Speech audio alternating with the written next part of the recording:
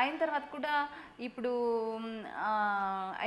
Basically నేను ఏంటంటే degree MA అయిపోతున్న టైంలో ఇప్పుడు ఇదే కెరీర్గా చేసుకోవాలి, రైటింగే కెరీర్గా చేసుకోవాలి అన్న చిన్నప్పటి నుంచి ఉండేది నాకు.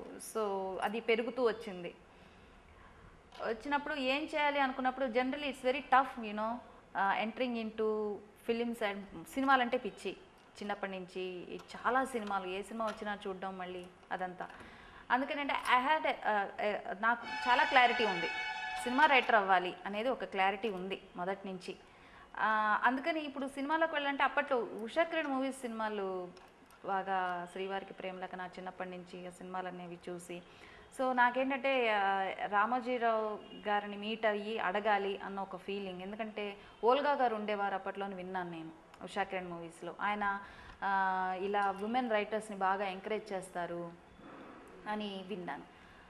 ఆయన్ని కలవాలి అంటే అది చాలా పెద్ద విషయం, అది అసలు కుదరదు అంతే. ఆ టైంలో ఈనాడులో లక్కీగా ఈనాడులో రిపోర్టర్స్ని తీసుకుని స్ట్రింజర్స్ అంటారు, కంట్రిబ్యూటర్స్ అంటారు చూడండి, they are not permanent employees, contributors తీసుకుంటున్నారు మెడ్రాస్ ఈనాడులో అని విని నేను వెళ్ళి అప్రోచ్ అయ్యాను. సో నేను this is a way to meet him అని ఒక ఫీలింగ్ నాకు. సో కంట్రిబ్యూటర్గా జాయిన్ అయ్యి ఈనాడులో చాలా గుడ్ కామెంట్స్ అని ఇచ్చేవారు అప్పట్లో చైర్మన్ రామోజీరావు గారు. బాగున్న ఆర్టికల్కి గుడ్ అని ఇచ్చేవారు.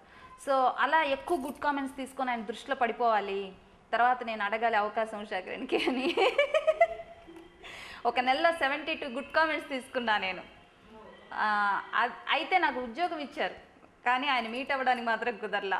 సో ఎనీవే ఓకే, ఉద్యోగం చేద్దాం, ఎప్పటికైనా మీట్ అవుదామన్న ఫీలింగ్ నాకు. వేరే అప్పటికి నాకున్న, ఇప్పుడు ఉన్న శాటిలైట్ ఛానల్స్ అవి ఏమీ ఉండేవి కాదు, అప్పటికి నాకున్న ఆలోచన అంతవరకే ఉండేది.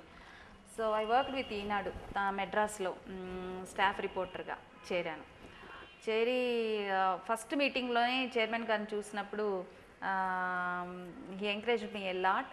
సో తర్వాత అక్కడే వర్క్ చేస్తూ కొన్ని ప్రమోషన్స్ అవి ఇవి మళ్ళీ హైదరాబాద్కి ట్రాన్స్ఫర్ అవ్వడం, కాలం ఇలా గడిచిపోతున్న సమయంలో ఒకరోజు ఆయనకి ఒక పెద్ద ఉత్తరం రాశాను, నేను ఇలాగ రైటర్ అవ్వాలి, నాకు ఎలాగైనా అది ఇది అనేసి రాస్తే ఆయన ఫోన్ చేసి, నువ్వు అక్కడ జాబ్ చేస్తున్నావు కదా, జాబ్ రిజైన్ చేసి దీని మీద ఫోకస్ చేస్తావా అని అడిగారు.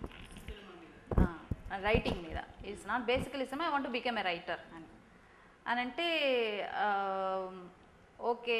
అప్పటికి నేను వెంటనే ఓకే అని చెప్పలేదు, నాకు అర్థం కాలేదు అసలు. అంటే ఆయన నిజంగా అడుగుతున్నారా, నేను ఆ పని చేయాలా వద్దా అని ఒక చిన్న కన్ఫ్యూజన్. ఆ తర్వాత మా అమ్మగారి కొంట్లో బాగోకపోవడం due to few reasons and I resign the job and resign చేసిన వెంటనే I approached again, I want to become writer అని. అప్పుడు ఈటీవీ సుమన్ సార్ ఉన్నారు కదా, ఆయన నాకు ఫస్ట్ ప్రియాంక అనే సీరియల్ నడుస్తుండేది అప్పుడు, అందులో ఒక 5 ఎపిసోడ్స్ రాసే అవకాశం ఇచ్చారు.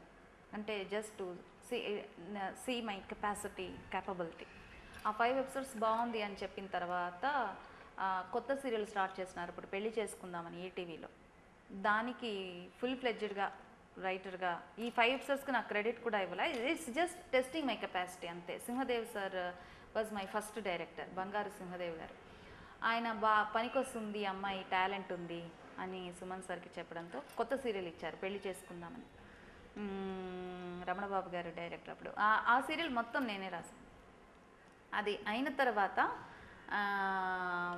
Manjula madam, Indira productions Manjula madam, తను చూసి ఆవిడ నన్ను వైశాలి అని వాళ్ళు అప్పుడు సీరియల్ ప్రొడక్షన్ స్టార్ట్ చేస్తున్నారు పోకిరి టైంలో. వైశాలి అనే సీరియల్కి రైటర్ కావాలి అని చెప్పి నన్ను పిలిపించారు. అప్పుడు ఐ వాజ్ సో ఎక్సైటెడ్. నేను అప్పటికే ఆవిడ షో సినిమా చూస్తున్నాను and it's exciting moment for me.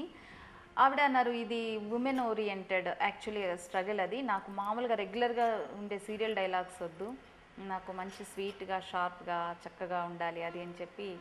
Actually I should say it's a learning period for me with Manjula madam. Vaishali serial రాసాం and she was quite happy and అక్కడి నుంచి మా relationship మొదలైంది. I'm with her. ఇంకా ఇప్పుడు there is always slight difference అని చెప్పచ్చు. ఎందుకనంటే ఇప్పుడు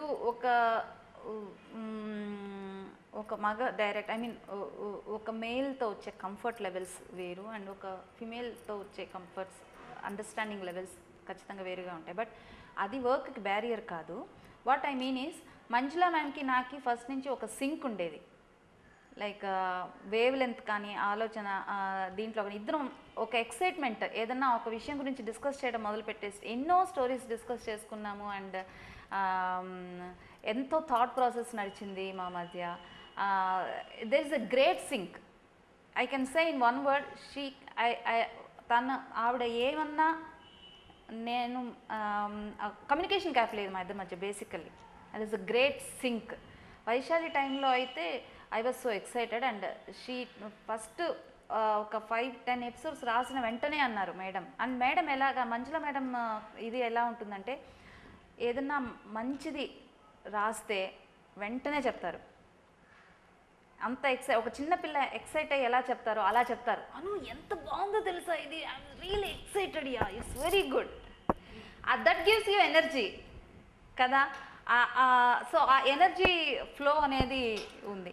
అది మనం వేరే మగ ప్రొడ్యూసర్స్తో కానీ డైరెక్టర్స్తో కానీ అని అంటే ఆ ఎక్స్ప్రెస్ చేసే ఎనర్జీ లెవెల్ ఉంది కదా, చాలా బాగుంది అని ఎక్సైటింగ్గా చెప్పడం కానీ అదంతా కొంచెం తక్కువ ఉంటుంది. But otherwise there is no difference. Ya, so I was with Manjula madam అప్పటి నుంచి. ఘర్షణ అని కొన్ని సీరియల్స్ చేసాం, టెలిఫిలిమ్స్ చేశాను. అప్పటి నుంచి మేడం చెప్పేవారు, అను నువ్వు నీకు తప్పకుండా బ్రైట్ ఫ్యూచర్ ఉంది, నువ్వు ఎక్కడికి వెళ్ళకు, నా దగ్గరే ఉండు, నీకు ఒక మంచి ప్రాజెక్ట్ నేను ఇస్తాను, యూ డిజర్వ్ ఎ లాట్ అని ఎప్పుడు చెప్తూ ఉండేవారు. సో నేను మళ్ళీ తను ఎప్పుడు క్వశ్చన్ చేయలేదు, అసలు అడగలేదు కూడా, ఆపర్చునిటీ కావాలి అని కూడా అడగలేదు. But she gave me a word, నువ్వు నా ఎక్కడికి వెళ్ళక నా దగ్గరే ఉండు అనేసి. She had a great confidence on me అని చెప్పొచ్చు. కావేజ్ డైరీ అని ఒక సినిమా చేశాను, మంజుల మేడం కూడా యాక్ట్ చేశారు అందులో. లేదు, నేను I was with her, like you know డిపార్ట్మెంట్లో, డైరెక్షన్ డిపార్ట్మెంట్లో ఉన్నాను ఫస్ట్ అసోసియేట్గా. డైరెక్టర్ వికే ప్రకాష్ గారని, ఆయనకి తెలుగు రాదు. సో ఆ టైంలో madam gave me that responsibility. అంటే తెలుగు స్క్రిప్ట్ తమిళ్లో ఆయనకి ఎక్స్ప్లెయిన్ చేయడము, ఆ రెస్పాన్సిబిలిటీ అంతా నాకు ఇచ్చారు. అండ్ హీరో కూడా తెలుగు రాదు, ఇంద్రజిత్ అని చేశారు. సో ఆయనకి తెలుగులో ఎక్స్ప్లెయిన్ చేయడము, డైరెక్షన్ డిపార్ట్మెంట్లో వర్క్ చేశాను.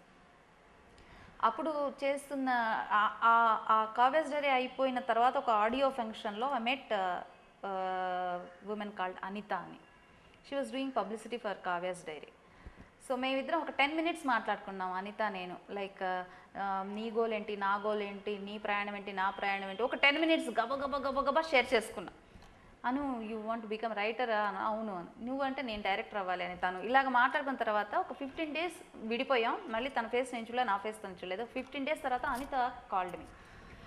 అను, నా ఫ్రెండ్ ఒక అతను ఉన్నాడు ఏజే అని, he is looking for a writer, నువ్వు రాస్తావా?